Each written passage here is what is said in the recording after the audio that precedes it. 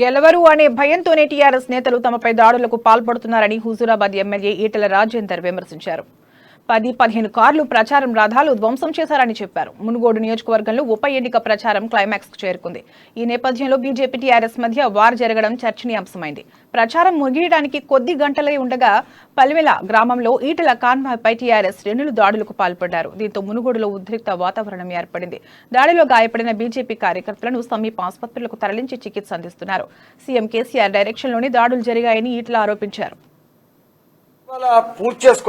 ఆ గ్రామస్తుల సమక్షంలో మేమిద్దరం, మా భార్య నేనిద్దరం కలిసి భోజనాలు పెట్టుకునే కార్యక్రమానికి పోయినాం. మేము చౌరస్తాలో మేము మాట్లాడి భోజనం చేయడానికి వెళ్తున్నాం. మేము ఒకవైపు నుంచి ఎమ్మెల్సీ పల్లా రాజేశ్వరరెడ్డి అక్కడ ఇన్ఛార్జ్, ఆయన ఒక దిక్కు వచ్చిండు. నర్సంపేట ఎమ్మెల్యే పెద్ది సుదర్శన్ రెడ్డి, ములుగు జిల్లా పరిషత్ చైర్మన్ జగదీష్ గారు, జనగామ జిల్లా పరిషత్ చైర్మన్ సానంద్ గారు వందల సైకిల్ మోటార్ల మీద జెండాల పేట పెద్ద పెద్ద కర్రలు పట్టుకొచ్చి ఆ సైకిల్ మోటార్ మీదనే రాళ్లు ఎరుకొని సంచులలో పోసుకొని వాళ్ళు ఒకసారి దాడికి మొదలుపెట్టారు.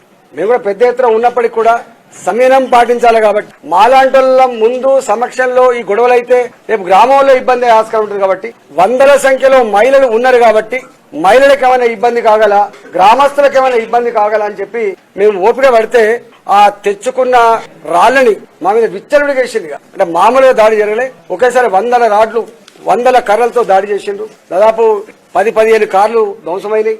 మా ప్రచారాన్ని ధ్వంసం చేసిండ్రు. సరే, మేము ఎందుకు ఇప్పుడు కొట్లాడా, 5 గంటల వరకే ప్రచారం కదా, సమయం పాటించాలి.